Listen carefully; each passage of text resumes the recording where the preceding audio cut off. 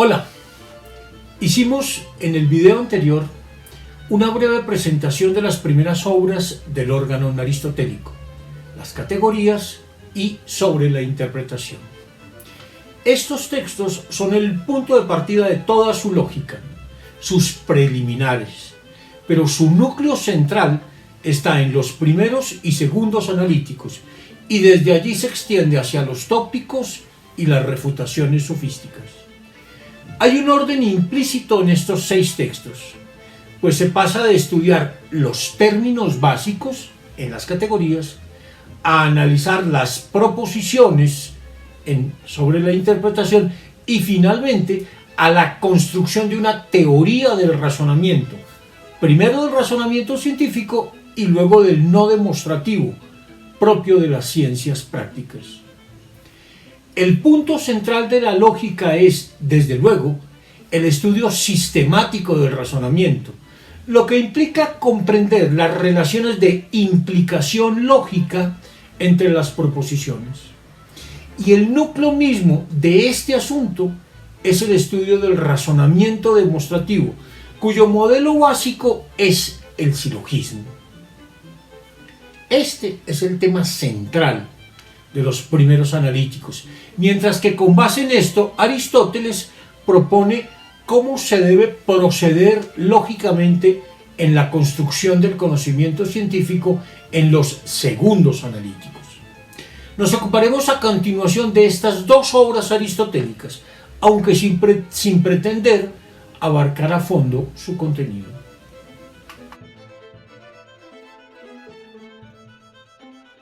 Para muchos, la obra central de la lógica aristotélica es Primeros Analíticos, sobre todo porque allí se hace el análisis pormenorizado del silogismo. Es un análisis complejo e imposible de exponer en un video. Diré solo lo esencial. ¿Qué es un silogismo? El silogismo, dice Aristóteles, es aquel razonamiento en el cual, una vez se han sentado ciertas premisas, se sigue de ellas necesariamente una proposición diferente por el simple hecho de haber sido sentadas dichas premisas. Así pues, un silogismo es un razonamiento compuesto por 3 proposiciones, 2 premisas, que se suelen llamar la mayor y la menor, y una conclusión. Y es también el modelo básico de lo que constituye una inferencia mediata, es decir, un razonamiento en donde se infiere algo de algo a través de la mediación de un tercer elemento.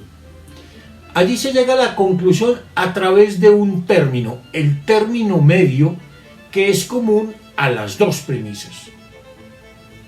Dicho término no aparece en la conclusión, pero es el que permite hacer el nexo entre el sujeto y el predicado de la conclusión. Todos conocemos el famoso ejemplo: todos los hombres son mortales. Sócrates es hombre, por lo tanto Sócrates es mortal. Allí el término medio es hombre, pues es a través de él que se hace el nexo entre los otros 2, mortal y Sócrates. En cierto sentido, todo esto es trivial. ¿Quién no sabría, por ejemplo, que si es verdad que todos los mexicanos son alegres y Juan es mexicano, tiene que ser verdad la proposición Juan es alegre? Sin embargo, si solo invirtiéramos una de las proposiciones y dijéramos que Juan es alegre, de ello no podríamos inferir de forma válida la proposición Juan es mexicano. De esto se siguen 2 consecuencias esenciales. La primera es que la validez de un razonamiento depende de su forma y por tanto son válidos todos los razonamientos de la forma todo x es y, todo z es x, por lo tanto todo z es y, mientras que todos los que tengan la forma todo x es y, todo z es y, por lo tanto todo z es x, son inválidos. La segunda consecuencia es más fundamental. En el silogismo está para Aristóteles el modelo básico de razonamiento demostrativo, pues en él la conclusión se sigue necesariamente de las premisas. Esto no quiere decir que todo silogismo sea válido. Al contrario, de sus 256 formas posibles, apenas 14 o 15 se consideran válidas. Hay silogismos claramente inválidos, pues por ejemplo, de dos premisas particulares no se puede extraer una conclusión universal, ni de dos premisas afirmativas se puede extraer una conclusión negativa. Hay, sin embargo, formas del silogismo necesariamente válidas. Y con ello tenemos la prueba de que hay razonamientos claramente demostrativos, razonamientos en donde la conclusión se sigue necesariamente de las premisas y en donde la verdad de las premisas conduce a la verdad de la conclusión. El análisis que hizo Aristóteles de esta forma de razonamiento perduró prácticamente hasta el desarrollo de la lógica matemática en el siglo XIX y fue por mucho tiempo el modelo por excelencia de toda la lógica deductiva posterior, pues Aristóteles analizó con supremo rigor los diversos modos, figuras y formas del silogismo, y a partir de ello estableció cuáles eran las formas válidas de razonamiento científico. El sentido y el valor del silogismo solo puede establecerse, sin embargo, en relación con el trabajo científico. La silogística aristotélica, dice Ingemar Düring, es una de las conquistas más sobresalientes en la historia del pensamiento exacto. Es una lástima, sin embargo, que por la sobrevaloración de esta teoría, tan famosa en sí, con razón, se hayan eclipsado sus otros logros. La silogística analítica no juega, en efecto, casi ningún papel, ni en la vida cotidiana ni en la ciencia. Es cierto que Aristóteles mismo intentó más tarde resolver el problema de cómo se pasa del pensamiento a la acción, expresando el proceso como un silogismo práctico. Pero esto es solo una analogía. En sus propias investigaciones científicas encontramos relativamente pocas veces aplicado el procedimiento silogístico. La ciencia debe ser, según Aristóteles, conocimiento demostrativo. Y si el silogismo es el modelo de un razonamiento demostrativo, la ciencia debería construirse por medio de esos razonamientos en que se pasa de premisas verdaderas a conclusiones verdaderas. De allí se seguiría, además, que para que la ciencia conozca verdaderamente, debería seguir las reglas del silogismo. Pero ¿es así efectivamente? No parece. Como decía Düring, la silogística parece no cumplir función alguna ni en la ciencia ni en la vida cotidiana.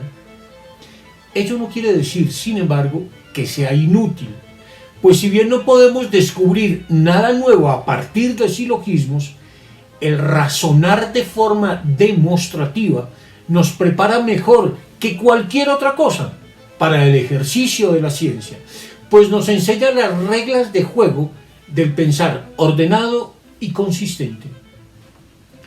Hay aquí, sin embargo, algo paradójico.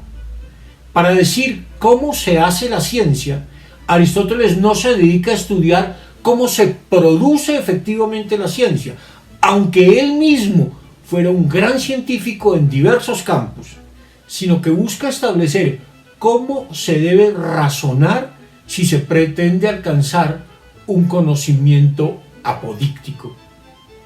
Si hubiese estudiado el proceder efectivo de la ciencia y no solo la forma del razonamiento demostrativo, seguramente se habría hecho una idea muy diferente de la ciencia.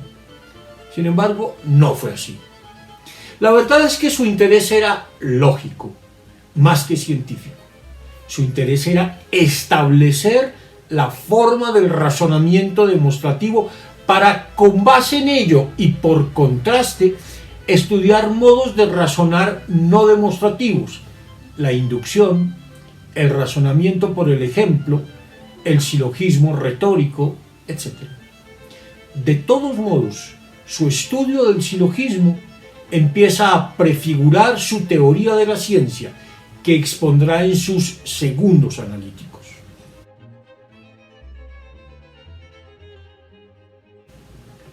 El objetivo principal de los segundos analíticos es el estudio del razonamiento científico de carácter demostrativo, en contraposición al dialéctico, que solo nos lleva a conclusiones probables. Se trata del primer gran sistema de lógica del conocimiento científico, pero tiene también un fin práctico, el de establecer la utilidad científica del razonamiento demostrativo. Es pues una exposición de lo que hoy llamaríamos el método científico. Allí, en los segundos analíticos, Aristóteles nos ofrece una caracterización del conocimiento científico como conocimiento causal, es decir, como un conocimiento que busca la causa, el porqué de las cosas. Hay otro modo de saber, dice Aristóteles, que consiste en conocer por medio de la demostración. A la demostración la llamo razonamiento científico, y llamo científico a aquel razonamiento en virtud de cuya posesión sabemos. Si pues el saber es como estipulamos, es necesario también que la ciencia demostrativa se base en cosas verdaderas, primeras, inmediatas, más conocidas, anteriores y causales respecto de la conclusión, pues así los principios serán también apropiados a la demostración. En efecto, razonamiento lo habrá también sin esas cosas, pero demostración no, pues no producirá ciencia. El conocimiento científico busca descubrir conexiones reales entre cosas y pretende lograrlo por medio del razonamiento demostrativo. Aristóteles identifica en todos los objetos y eventos 4 causas: la material, la formal, la eficiente y la final. Si bien no entraremos aún a explicar en qué consiste cada una de estas 4 causas, hemos de decir que corresponde a la ciencia demostrativa determinar la causa formal, dado que es la más importante, pues es la que nos da la esencia de las cosas. Pero, ¿cómo se construye la ciencia? Aristóteles nos lo explica en los siguientes términos. Toda enseñanza y todo aprendizaje por el pensamiento se producen a partir de un conocimiento preexistente. Y eso resulta evidente a los que observan cada una de esas enseñanzas. En efecto, entre las ciencias, las matemáticas proceden de ese modo, así como cada una de las otras artes. De manera semejante en el caso de los argumentos, tanto los que proceden mediante razonamientos como los que proceden mediante comprobación, pues ambos realizan la enseñanza a través de conocimientos previos, los unos tomando algo como entendido por común acuerdo, los otros demostrando lo universal a través del hecho de ser evidente lo singular. De la misma manera convencen también los argumentos retóricos, pues o bien convencen a través de ejemplos, lo cual es una forma de comprobación, o bien a través de razonamientos probables, lo cual es una forma de razonamiento. La ciencia, esto es claro para Aristóteles, no se construye a partir de la ignorancia, del no saber, sino de un saber preexistente. Hacer ciencia no es inventar de la nada, sino siempre completar, corregir o replantear un saber previo. En esta idea de la ciencia, como una reconstrucción permanente del saber, hay 3 procedimientos claves en su elaboración: la demostración, la definición y la elaboración de principios. Puesto que la ciencia aristotélica no es experimental, son estos procedimientos lógicos los que garantizan tanto su rigor como la validez de sus conclusiones. Veamos más despacio cada uno de ellos. Conocer científicamente es conocer según principios. Identificar los principios a partir de los cuales es posible conocer algo es el esfuerzo permanente de la ciencia aristotélica. Ello supone: 1. Elaborar esos principios más generales. 2. Poder derivar todo conocimiento de dichos principios. Y 3. Que esos principios pueden ser axiomas, hipótesis o definiciones. Demostrar es remitirnos a principios más generales, como lo hacemos, por ejemplo, al demostrar un teorema en geometría, en el cual partimos de axiomas o postulados y razonando deductivamente vamos extrayendo consecuencias de ellos. Desde un punto de vista tal, solo sabemos verdaderamente aquello que logramos derivar de principios más generales, es decir, lo que es resultado de una demostración bien llevada. Y el único modo de razonar que puede garantizar, según Aristóteles, este proceder demostrativo es el silogismo. En una ciencia demostrativa se parte de principios universales, de principios que son primeros en un sentido ontológico y no solo temporal. Los primeros principios de una ciencia son precisamente aquellos sobre la base de los cuales se construye esa ciencia, y toda demostración se hace remitiéndose a dichos principios primeros. La tarea de todo investigador es precisamente esta, la de descubrir los primeros principios de su ciencia. Sin embargo, los primeros principios son indemostrables, pues no hay principios anteriores a ellos a los cuales puedan ser remitidos. Si un principio fuese derivado de otro más universal, ya no sería primero. Pero si estos primeros principios no se pueden demostrar, se puede llegar a ellos por una vía alternativa, la de la refutación. La refutación, consiste en mostrar que si bien no puedo demostrar algo, es posible mostrar las absurdas consecuencias de que no fuera así. En su obra Del cielo, Aristóteles sabe que es imposible demostrar que el universo es finito, que es un principio primero de toda la investigación sobre el universo, y por ello nos ofrece una bellísima refutación, una demostración por vía negativa de por qué el universo no puede ser infinito, pues de ello se seguiría una serie de consecuencias absurdas.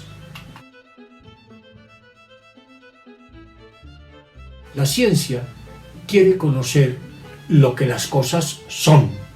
Sin embargo, la demostración no nos dice tal cosa. Ella solo nos enseña que un conocimiento puede ser deducido de principios más generales. La demostración es solo un instrumento para algo más esencial, la definición. La ciencia solo avanza cuando logra definir con precisión aquellas cosas con las que trata, cuando logra determinar el significado de aquello que pretende conocer. Y ello porque definir es dar en la esencia de las cosas. Desde luego hay muchas formas de definir y algunas son totalmente convencionales e incluso algunas son arbitrarias. Pero no son esas las definiciones que busca la ciencia aristotélica. Ella aspira a definiciones que capten la esencia de las cosas. El que hace ciencia debe tener claro qué se predica en cada caso de un sujeto. Se pueden predicar al menos 4 cosas. La definición, oros, que declara la esencia de la cosa. Una propiedad, idiom, es decir, un atributo único que le pertenece necesariamente a la cosa, aunque no sea parte de su esencia. 3. El género, genus, al que la cosa pertenece, es decir, lo que puede predicarse de varias especies en común a pesar de sus diferencias específicas. 4. Un accidente, simbebecos, es decir, un atributo que puede pertenecer o no a la cosa, pero que no afecta su esencia. Si quiero definir, debo apuntar a la esencia y no a los accidentes. Y si bien es cierto que debo fijarme en las propiedades, debo sobre todo tratar de identificar el género al que la cosa que pretendo definir parece estar más próximo. Si quiero definir una cama, no importa mucho si es amarilla o si es grande, ni si está hecha de materiales finos, sino el hecho de que es un mueble, es decir, que pertenece al género muebles. Lo que viene a continuación es determinar qué diferencia a este objeto, cama, de otros miembros de su mismo género, es decir, de otros muebles. Una definición bien elaborada debe de determinar claramente su género próximo y su diferencia específica. En ese caso podríamos decir, tal vez, que una cama es un mueble para dormir, a diferencia de un comedor, que es un mueble para comer, o de un armario, que es un mueble para guardar la ropa. Toda ciencia tiene que apuntar a la esencia de la cosa y por tanto construir definiciones.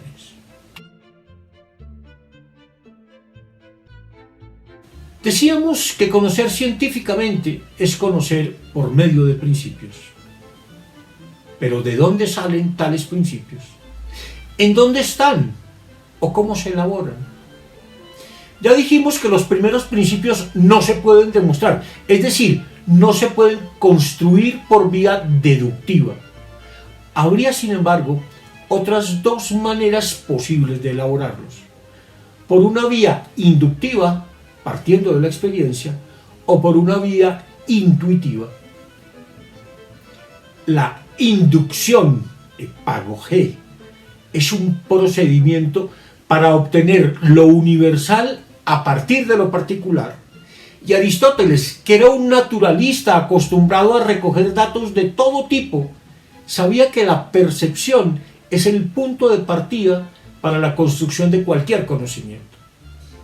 Sabía también, sin embargo, lo complejo que es elevarse desde datos percibidos hasta principios intelectuales de carácter universal, puesto que ello supone el paso a través de diversos modos de saber que parten de la sensación y pasan por la memoria y la experiencia antes de llegar a convertirse en principios de la ciencia. La otra vía para construir principios es la intuición, nous. Por intuición no hay que entender aquí un ejercicio adivinatorio, sino el esfuerzo lógico por captar de un modo inmediato los primeros principios. Recordemos que Aristóteles definió la intuición, el nous, como el hábito de los principios. De este modo, solo en la medida en que hacemos el esfuerzo permanente por pensar en principios, nos habituamos a los principios.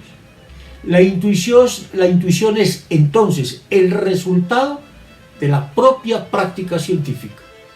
Nos habituamos tanto a buscar los principios que empezamos poco a poco a captarlos de forma inmediata. Pero no siempre hacemos ciencia demostrativa. A veces solo queremos comprendernos mejor y ello nos lleva a conversar y a discutir. También allí queremos ser razonables y también para ello necesitamos herramientas lógicas. De las herramientas del diálogo, de la dialéctica, tratará el próximo video. Hasta pronto.